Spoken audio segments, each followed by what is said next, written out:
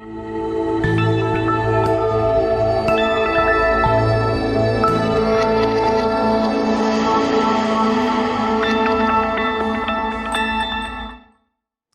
here with Mary Boone, the author of Bugs for Breakfast, How Eating Insects Could Save the Planet. Mary, welcome to AASL National. Thank you very much. Glad to be here. Your book, it's absolutely fascinating. I loved reading this book. Thank you. It tells how different cultures and peoples around the world use insects as food, bugs and insects as food. And you also have the history behind their choices and the recipes. I think the obvious question is, what led you to write about bugs as food? My very first experience eating insects, something other than a novelty like a bug and a sucker or chocolate-covered ants, was that I got to take a trip to Vietnam about 8 years ago. And my daughter and I went on a cultural exchange trip, and we both took an oath that we would try new things. And she's kind of a picky eater, so for her, cauliflower was her new thing. And for me, I don't know if you've ever been to Vietnam or Cambodia or any Asian country, the markets are astounding. You see the live fish swimming around in the tank and you say, I want that one, and they take it out and whack it, and that's your fish. And amongst all these booths, I found a booth that had just barrels of roasted insects, and I saw a bug kebab. A bug kebab was something I had never tried. I'm like, this is something new. I tried it. It was, I really don't remember much about the flavor of it, but I remember that the crunch was like a little like eating shrimp shells or peanut shells. And I came home and I thought, well, that was that. I did my thing. And then the longer I was here, the more I started thinking, okay, but that's not a novelty for the people who live there.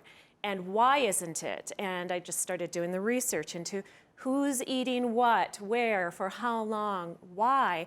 And when the sustainability issue, I sort of was awakened to that. I just was like, I've got to tell this story to kids. I think they're going to be fascinated. Yeah, let's talk a bit about the where, because you mentioned Vietnam and Cambodia. And you address this in the book, how Asian countries and South and Central American countries are more open to using bugs as a culinary source, a food source. What is it that holds the United States, Canada, and much of Europe back from embracing bugs? Well, I went to the experts. There's actually a professor at Wayne State University who helped me understand it's just a cultural thing. Most of these cultures did eat insects in the past, but at some point, bugs and filth or disgust became associated, and it stopped. And I learned so much about food trends and how trends change over time, using the example of lobster, which used to be considered trash food here in the United States. It was only fed to prisoners and slaves and the very poor, and if you had to break down and eat it, you dug holes and buried the shells so nobody would know. So this Professor Lesnick, Dr. Julie Lesnick, helped me understand that while we're not eating them now, we have, and she believes, and I do too, that the trend is coming back, that we're making a shift in how we eat, and realizing that if we want to feed all the people in the world, we're going to have to come up with some alternatives. Mm-hmm. And let's talk a bit more about that research process. You've mentioned a few of the sources that you talked to, but can you talk a bit more about that? And I guess the obvious question is, did you have to eat a lot of bugs? I ate a lot of bugs. I have eaten so many different bugs. And at first, let me talk a little bit about the recipes, because I developed some of the recipes in the book. At first, my family I have a son and a daughter in college, my husband. They were just like, no, absolutely not. We are not eating bugs. But once I started using cricket powder, which is just 100% ground crickets, and you can add it to a smoothie or substitute it for some of the flour and almost anything you bake, they realized that these cookies still taste pretty good, or this pizza dough still tastes pretty good. So I like to call it baby steps. Yeah, I've tasted, diving beetles and giant water bugs, and I have not yet tasted a tarantula. Some of these bugs are really hard to find in the United States. They almost, outside of crickets and mealworms, they all have to be imported because you're not supposed to be, raising them here in the United States at this point. But I've tried a lot of bugs. Now, of those bugs that you have either tried or not tried, what bugs surprise you the most that people actually eat them? Oh boy. I guess for me, the most shocking thing was bees. And it's when I talk to kids, that's the thing they're shocked about too. And they're stingers, yeah. A lot of times though, they're canned bees, and so they're kind of a soft, almost like a garbanzo bean kind of texture. So yeah, that's an insect that took me a little while to get used to eating, and maybe surprised me the most. I mean, all these bugs have different taste profiles, which a lot of people don't think about. And I tell them it's a lot like fruit. Not an apple doesn't taste like a banana, so a cricket doesn't taste like a grasshopper or a black ant. They all taste a little different. So somebody says, I would never eat bugs. I'm like, you just haven't found the right bug. Now, let's talk a bit about the thesis of your book, about how insects save the planet. Can you tell some of our viewers about some of the environmental benefits of adopting, or not, I shouldn't say adopting, but adding insects to your diet? Right, and I'm not talking about wholesale changes. I mean, I was raised on a farm in Iowa, and I love a good hamburger or a steak, but beef is a really resource-intensive protein.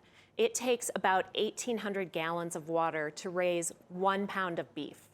4 quarter-pounders, 1,800 gallons of water, and it only takes 1 to raise a pound of cricket protein. And they're pretty equal in terms of the amount of protein that they're providing.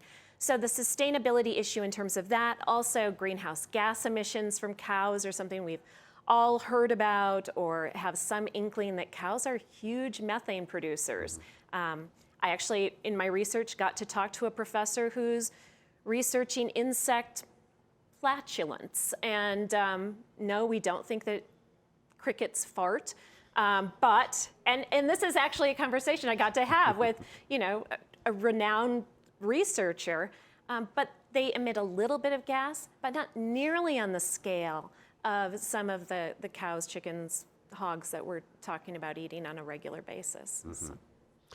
And the recipes in your book, you've mentioned a few of them already, but where did you find these recipes? And do you have a particular favorite one? Wow. Well, some of the recipes I developed. Some came from cricket farmers that I encountered along my way. A couple came from chefs who've done some work with insects and preparing insects in different ways. There's a huge bug festival in North Carolina every year, Bug Fest. It draws tens of thousands of people every year. And the winner of that, Kyle Fletcher, is a chef from Raleigh, and he was very generous and provided a couple of recipes. So I tried to provide, there are quite a few for sweet, cookies, breads. There's smoothie recipes, no-bake cookie recipes. Kyle provided a recipe for like a coating that could go on chicken, so it's like a breading. So my favorite, I make a pretty mean banana bread. And so it's just my regular banana bread that I've always made, but I've subbed out some of the flour with cricket protein. Does that make it health food? No, but it makes it a little bit healthier food. And I like to say it makes the planet just a little bit happier. Awesome. And finally, since we're here at AASL National, do you have a favorite memory from your childhood about a school librarian or school library or a library in general?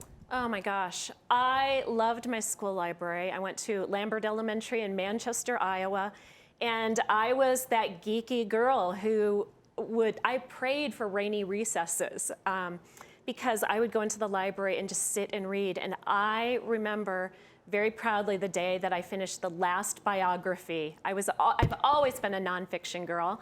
And I remember the day that I finished that last biography, and I was like, now you need to start ordering more. And then when I got to write my first biographies, because I've written quite a few, I just felt like that came full circle. So being the nerdy girl sometimes pays off. Wonderful. Mary, thanks so much for joining us today. It's been awesome. Thank you.